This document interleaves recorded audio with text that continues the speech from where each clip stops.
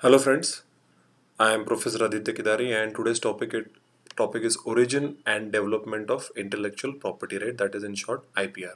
So let's start with today's topic. तो इसका origin और इसका development कैसे हुआ? So first of all you have to understand this is not a modern concept. Normally people whenever we start teaching intellectual property right, students feel it is new. It is new with regards to CRPC, CPC, Indian Penal Code. Okay, with regards to that you feel like okay this is something new, but no, it is even older than that. It's not a modern concept. Since civilization we have always given recognitions to people who are talented, those who are intellectually capable of creating innovations.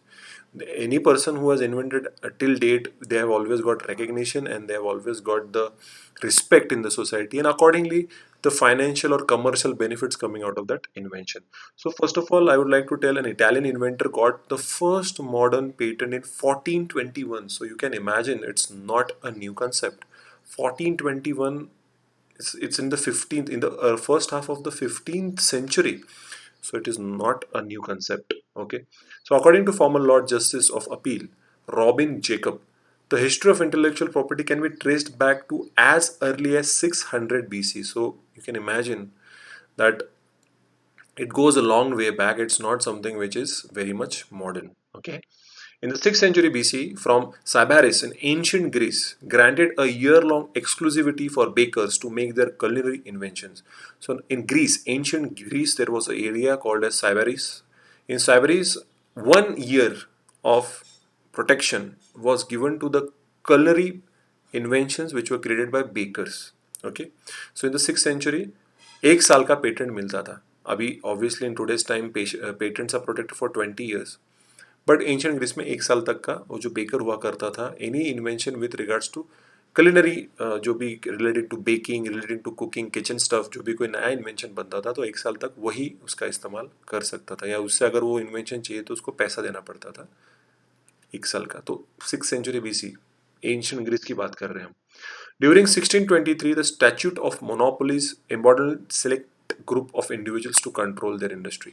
तो 1623 में पहली बार monopolies, मतलब एक monopoly की एक particular organisation, एक particular individual, एक particular sector handle कर सकता है. तो क्योंकि हम जब आईपीआर की बात करते हैं तो एक तरीके से जो इन्वेंटर होता है उसके लिए स्पेसिफिक ड्यूरेशन के लिए हम उसको मोनोपोली ही देते हैं. इन रिटर्न हम क्या लेते हैं? उसका नॉलेज, उसका इन्वेंशन जो कि नॉर्मल पब्लिक इस्तेमाल कर सकती है. तो पेटेंट रिलेटेड अगर पहला कोई लॉ था तो वो 1623 में स्टैट्यूट ऑफ मोनोपोलीज के बारे में बात की गई.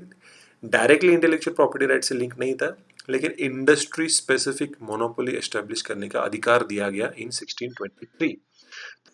Publishers own most of the rights associated with authorised work. Okay, जो भी किताबें वो लिखते थे, जो भी पब्लिश किया करता, सारे पब्लिकेशन राइट जो था वो ऑथर के साथ हुआ करते थे. And with the author assuming the losing position, amendments were placed to arrive at the modern version of written word license, the copyright. तो देखा कि पहले पब्लिशर के हाथों में बहुत ज़्यादा पावर हुआ करती थी. ठीक है, तो अभी इसके लिए उसके मॉडर्न कंसेप्ट, जो मॉडर्न लॉ हमने बनाया था, वो है कॉपीराइट, जिसके ऊपर ऑथर ज़्यादा पावरफुल है. Without taking permission from the author publisher कुछ नहीं कर सकता, चाहे वो कुछ भी कर ले. तो ऑथर की परमिशन लिया वो उसको पब्लिश नहीं कर सकता.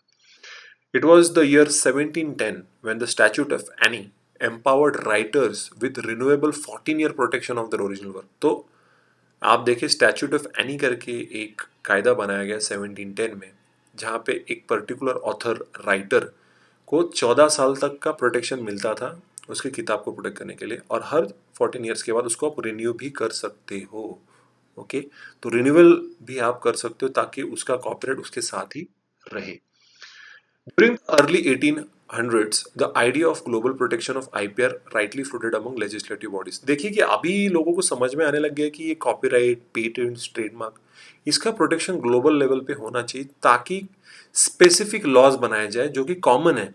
अदरवाइज आप सोचिए अमेरिका का लॉ अलग होता, इंडिया का लॉ अलग होता, चाइना का अलग होता, तो बहुत सारा इंटरनेशनल कॉपरेशन आज करना इम्पॉसिबल था. इसके लिए कई बार इंटरनेशनल कन्वेंशन साइन किए गए, बनाए गए, कंट्रीज ने उसको साइन किया, और लेटेस्ट जो है वो है trips, trade related aspects of intellectual property rights, वो जिसको इंडिया भी उसका सिग्नेटरी है. लेकिन इसकी सोच 1800s में ही चालू हो गई थी. In the year 1883 Paris convention was brought to clarity and cooperation among international jurisdiction. The Paris Convention was the first convention which started internationally protecting intellectual property right. तो ये याद रखिएगा, सबसे पहला international agreement which protected IPR was Paris convention in 1883। उसके बाद 1886 में burn convention को स्थापित किया गया which use to protect written expression, मतलब किताबें, लिटरेरी एंड आर्टिस्टिक वर्क को प्रोटेक्ट करने के लिए बर्न कन्वेंशन 1886 में स्थापित किया गया। और ट्रेडमार्क को प्रोटेक्ट करने के लिए मैड्रिड प्रोटोकॉल को बनाया गया, जो कि ट्रेडमार्क्स मतलब कोई साइंस है, लोगोज है, जैसे मैंने पिछले मेरे वीडियो में बताया था कि जैसे मारुति सुजुकी का लोगो होता है, बीएमडब्ल्यू का लोगो होता है, इंफोसिस का लोगो होता है, डेक्कन एजुकेशन सोसाइटी का लोगो होता है, उसको ट्रेडमार्क कहा जाता है। उसके प्रोटेक्शन के लिए मैड्रिड प्रोटोकॉल फॉलो किया गया। ओके, उस United international bureau for the protection of intellectual property became United Nations office. Okay, और आज उसको हम जानते हैं वर्ल्ड इंटेलेक्चुअल प्रॉपर्टी ऑर्गेनाइजेशन करके, विपो, WIPO करके हम उसको जानते हैं। तो आज के डेट में इतनी डेवलपमेंट हो चुकी है कि अभी world intellectual property organisation supervise करती हैं सारी इंटरनेशनल एग्रीमेंट्स, और जो ट्रिप्स एग्रीमेंट है उसको WTO देखता है कि सारे देश ट्रिप्स फॉलो कर रहे हैं। ओके, एंड विपो comes under United Nations, WTO भी यूनाइटेड नेशंस के अंडर आता है। तो देखा जाता है इंटरनेशनली कि इंटेलेक्चुअल प्रॉपर्टी राइट सेफगार्ड की जाती है। Alright, so this is origin and development of IPR। A small announcement, 7 जून 2021 को यूपीएससी की सोशोलॉजी ऑप्शनल की ऑनलाइन बैच स्टार्ट कर रहा हूँ, जिसमें आपको 3 महीने 3 to 3.5 months में आपका प्रिपरेशन हो जाएगा। तो जो बच्चे अगले साल के प्रीलिम्स के लिए अटेम्प्ट के लिए प्रिपेयर कर रहे हैं, या जो ओवरऑल सोशियोलॉजी की प्रिपरेशन कर रहे हैं या यूपीएससी की प्रिपरेशन कर रहे हैं, और जिनको कौन सा ऑप्शनल लेना है पता नहीं, यूपीएससी की प्रिपरेशन कैसे करनी है पता नहीं है, तो आप definitely you can get in touch with me because I am being guiding students for the last 9 years in the preparation of UPSC and MPSC. तो आप डेफिनेटली मुझे कॉन्टैक्ट कर सकते हैं। मेरा mobile number, email ID, YouTube channel का नाम, Telegram channel, मेरा फेसबुक पेज का सारा डिटेल मैंने स्क्रीन पे शेयर किया हुआ है, तो ऑब्वियसली आप ये फॉलो कर सकते हैं। उसमें मैं रेगुलर अपडेट्स करते रहता हूँ, मैं बहुत सारे करंट इवेंट्स पे अपलोड करते रहता हूँ डेटा। तो डेफिनेटली आप मुझे कांटेक्ट कर सकते हैं एमपीएससी गाइडेंस के लिए। So this was a small announcement to be made. So that was today's topic. I will continue with regards to intellectual property right for another few videos, ताकि आपको इस टॉपिक के बारे में और ज़्यादा क्लैरिटी आए। तब तक के लिए I'm Aditya Kedari signing out. Thank you.